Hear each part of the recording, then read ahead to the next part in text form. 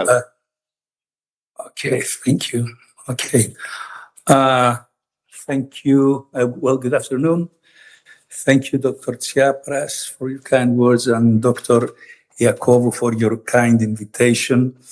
I have enjoyed, at least intermittently, some of the previous presentations, and I have to confess that I am overwhelmed. And now all these have pertained to the title, CT, Imaging Anatomy, Structural, the role of radiologists. Now, probably there was a little typo here. So if we correct it and make it the role of radiology, overwhelmingly, what we have been witnessing for the past couple of hours was radiology in its whole glory.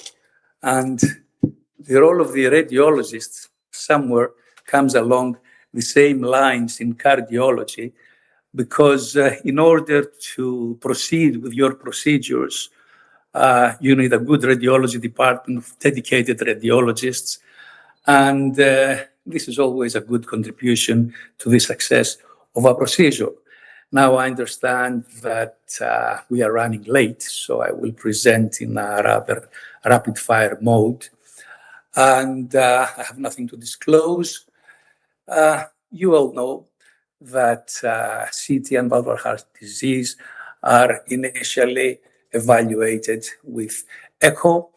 And in the last 10 years, those interventions that pertain to valvular heart disease heavily relied on CT guidance. And in these cases, it's always good and fruitful to collaborate with radiologists in the sake of the patient, and always better result. Now, there are 5 main areas where CT comes into play when it comes to valvular heart disease. Far and foremost, it's TAVI, then it's left atrial appendage occlusion, then it's the triad of mitral, tricuspid, and pulmonary valves. Then Dr. Kilets will further on better elaborate shortly, paravalvular leaks, and of course vascular access, which can be, which is always part of the TAVI examination. You always need a good pathway in order to get to the target. Now, TAVI, as you all know, is the most widely application of cardiac CT. And what we need, to be practical, is a good scanner. If you don't have a good scanner, then if you want a good examination, try and find a good scanner, because it will show the way and access to the target, that is the aortic valve. You don't need a super scanner to do that, but in order to make all the measurements, demonstrate degree of calcifications, tortuosity, and the leaflets of the aortic valve, you need a very good scanner. And furthermore, don't forget, there's more to the human body than the heart, lungs, liver, etc., etc.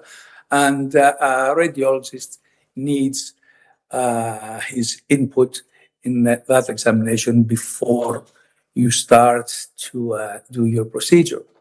Now, here are some aortic TAVI valves.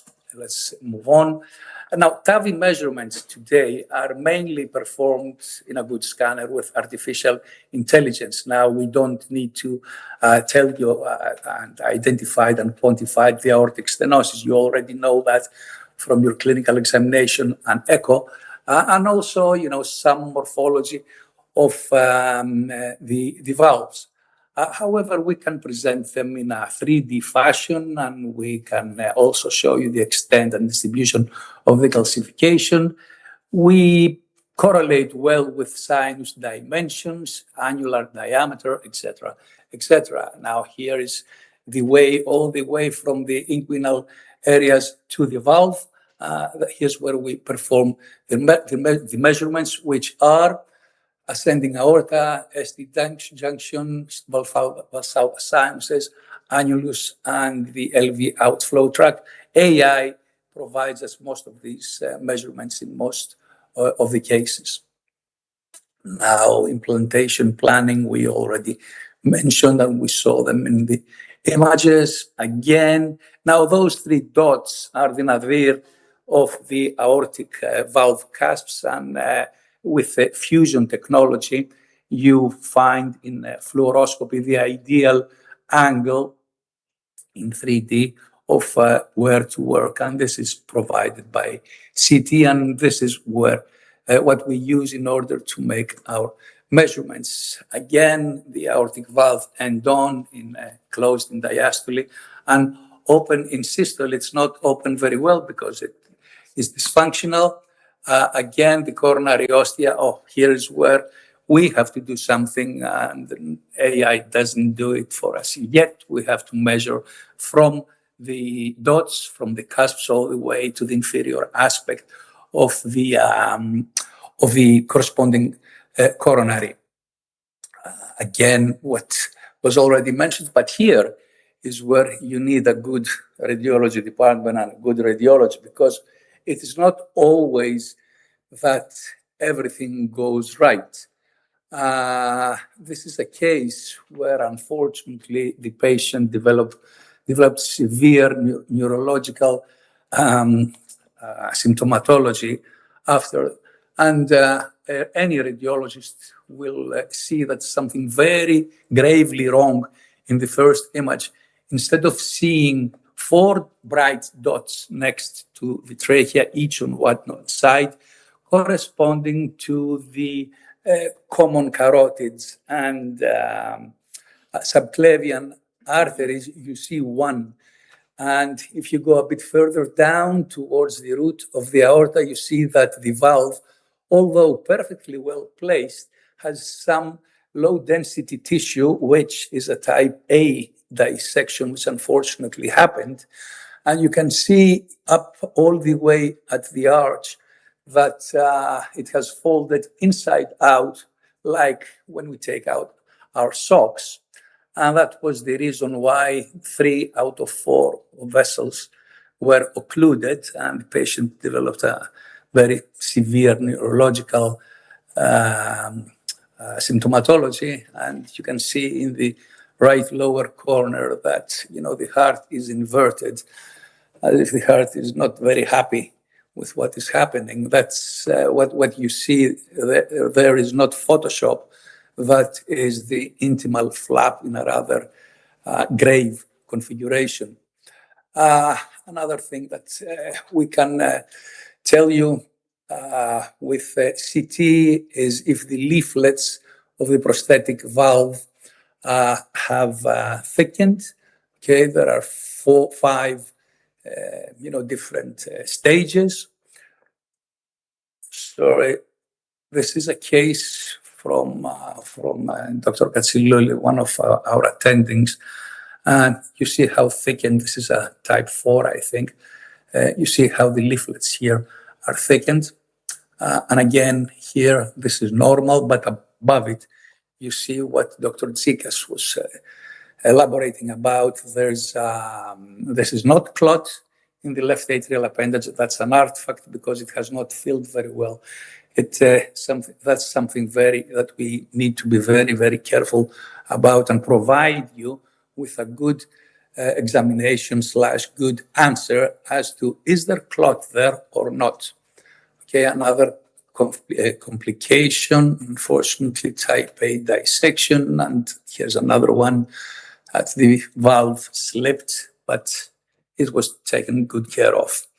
Now, Dr. Tsikas said it all earlier, so I will just continue. Excuse me, this is how a clot thrombus looks like in the left atrial appendage. It's a filling defect. Now, in both instances here, it is a filling defect. However, here is what we can provide you with in CT. Excuse me, here are the measurements that we do in collaboration with you, of course, in order for you to choose the right apparatus. Here is that artifact I was talking to you about, and we need to be very, very careful in what we report. In the left-hand side image, you see that the left atrial appendage contains question mark, some filling defects. It's not filling defects. It's slow flow. Blood there has not mixed well with contrast medium. If you wait a minute and you take the same scan, you see that it has filled very well. Same here. Okay, that's the previous case. And again, you see on the left-hand side that it is vertical. that does not make sense, because the fluids make a level in the horizontal level. Due to gravity, what has happened here is that this image is presented with a 90-degree turn, because the patient is not like this. Patients like that when we scan. So you can understand how and why the contrast does not get easily mixed in the first phase, but we have to wait until in the second phase it circulates and fills. Sorry, would you mind speeding up a little so we can catch up the time? We have more Absolutely, to say. Yes, absolutely. Okay, Fromus versus Panus, there's a good article which you may well consult. Actually, I'll go right ahead at the end. Dr. Kilis is going to be the next speaker. And in conclusions, CT can give you invaluable information. Photon CT shortly, in the next 4 or 5 years, will give us even better information with less radiation and better resolution. And in order to be successful, we ask you to give a good history, and it's always a good idea to discuss the examination with us both before and after the procedure. Thank you very much. Thank you very much. We have a question from the room. Dr. Halapas. Not a question, it's an excellent presentation. Just a short comment. I think that all interventionalists or implanters, they have to be able to understand, read, and explain all these things that very nicely told just to us. The implanters, the interventionalists, they must know CT analysis as radiologists. I think I totally agree with you, and as Dr. Yakov and all the cardiologists that perform procedures, all of you are more than welcome to the radiology department, because we all learn. Thank you very much. Let's move to the next lecture. Would you like to?